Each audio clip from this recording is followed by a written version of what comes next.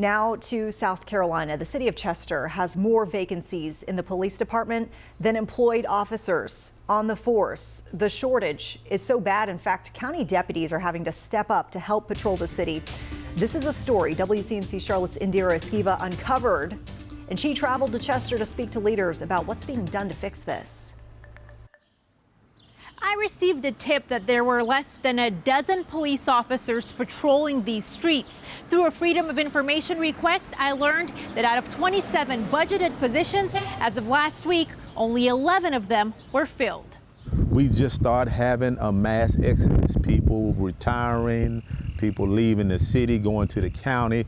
And as a body, you have to look at the reason why and ask those questions. Chester City Council member Carlos Williams admits the city has a problem on its hands. Less than a dozen Class 1 certified officers scattered over 4 different shifts are protecting a city with a population of more than 5,000 people.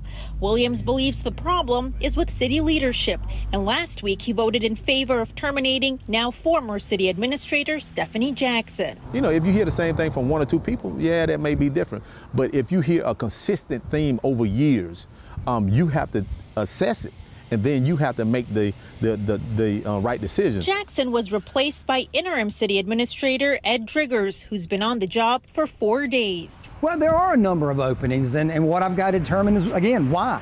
Why has the city had such difficulty in filling some of these positions? Positions are open at several levels in Chester. Last year, former police chief Eric Williams filed a lawsuit saying he was wrongfully suspended without pay. Right now, an interim chief is leading the department. In a statement, Chester County Sheriff Max Dorsey said in the last 2 months, his office entered a more formal partnership with the city to increase the presence of deputies within city limits. I did speak to the interim police chief, Lieutenant Milton Sims, but he told me that he was asked not to comment on our story.